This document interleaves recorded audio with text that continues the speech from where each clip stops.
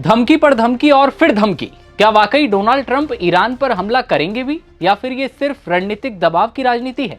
सवाल इसलिए उठता है क्योंकि एक तरफ अमेरिका के जंगी बेड़े खाड़ी क्षेत्र में डेरा डालकर बैठे हैं, तो दूसरी ओर जिनेवा में अमेरिका ईरान परमाणु वार्ता फिर बेनतीजा रही। ईरान ने न्यूक्लियर प्रोग्राम पर बातचीत की बात तो मानी थी, लेकिन अपनी मिसाइलों को चर्चा से बाहर रखा। यही मिसाइलें आज पूरी बहस का केंद्र बन चुकी हैं। अमेरिका, इजराइल और पश्चिमी देशों की चिंता साफ है कि अगर ईरान के पास लंबी दूरी की बैलिस्टिक मिसाइलें हैं, तो क्या ये खामेनेई की बैलिस्टिक मिसाइलें अमेरिका के जंगी बेड़ों को बुरी तरह ठोक देंगी? सवाल यह है कि आखिर ईरान की मिसाइलें कितनी खतरनाक हैं। दरअसल ईरान की बैलिस्टिक मिसाइल खासतौर से दुनिया का ध्यान अपनी ओर खींच रही हैं। बैलिस्टिक मिसाइलें रॉकेट से लॉन्च होती हैं, शुरुआती चरण में गाइड की जाती हैं और फिर फ्री फॉल ट्रेजेक्टरी में अपने लक्ष्य तक पहुंचती हैं। इनकी मारक क्षमता और रेंज इन्हें रणनीतिक हथियार बनाती है। अमेरिकी खुफिया आकलनों के मुताबिक ईरान के पास मिडिल ईस्ट का सबसे बड़ा बैलिस्टिक मिसाइल स्टॉक है, यानी कि ट्रंप के जंगी बेड़ों को मारने का हथियार। अलग अलग दूरी पर वॉरहेड पहुंचाता है, जिसमें या तो पारंपरिक विस्फोटक या फिर बायोलॉजिकल, केमिकल या न्यूक्लियर हथियार होते हैं, यानी कि परमाणु हथियार। अमेरिका, इजराइल और पश्चिमी देश ईरान के बैलिस्टिक मिसाइलों के जखीरे को मिडिल ईस्ट की स्थिरता के लिए खतरा और तेहरान के न्यूक्लियर हथियार बनाने पर उनके लिए एक संभावित डिलीवरी मैकेनिज्म मानती है। हालांकि ईरान ने एटम बम बनाने के किसी भी इरादे से बहुत साफ इनकार कर दिया है, लेकिन पूरी दुनिया परमाणु वार्ता पर नजरें टिकाई हुई है कि कब ट्रंप की बात हो परमाणु वार्ता पर ईरान के साथ। अमेरिकी office of the director of national intelligence के मुताबिक ईरान के पास मिडिल ईस्ट में बैलिस्टिक मिसाइलों का सबसे बड़ा जखीरा है। इनकी खुद से तय रेंज 2000 किलोमीटर तक है। इनमें 2000 किलोमीटर की रेंज वाली सेजिल, 1700 किलोमीटर की इमाद, 2000 किलोमीटर की गादर, 1300 किलोमीटर की शहाब 3, 2000 किलोमीटर की खुर्रमशहर और 1350 किलोमीटर की होवित्ज़र मिसाइल शामिल है।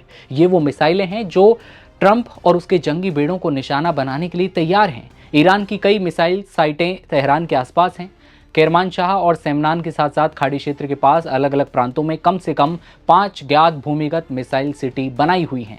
ईरानी अधिकारियों ने कहा है कि उनकी मिसाइलें देश की सुरक्षा के लिए जरूरी हैं, क्योंकि ये इजराइल तक पहुंच सकती हैं। वॉशिंगटन के think tank arms control association का कहना है कि ईरान की बैलिस्टिक हथियारों के जखीरे में कई खतरनाक मिसाइलें हैं, जो ट्रंप ही नहीं बल्कि नेतन्याहू के लिए भी बड़ा खतरा है।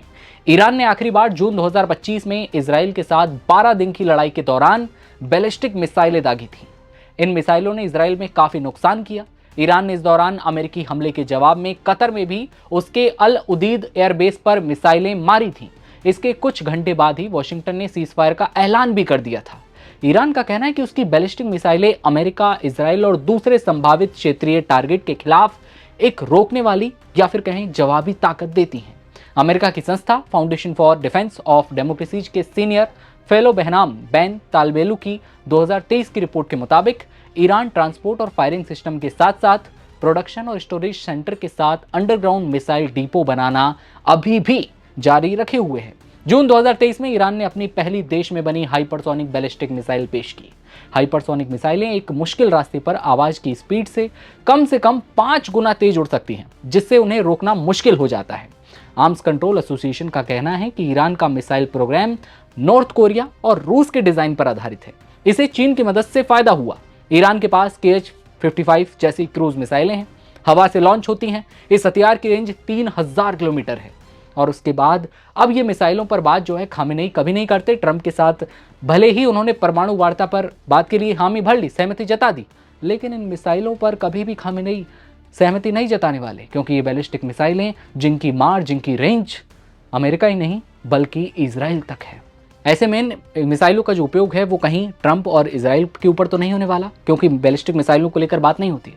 खबर पर आपकी क्या राय है, ये कमेंट सेक्शन में बताइएगा और देखते रहिए आप नवभारत टाइम्स। नमस्कार।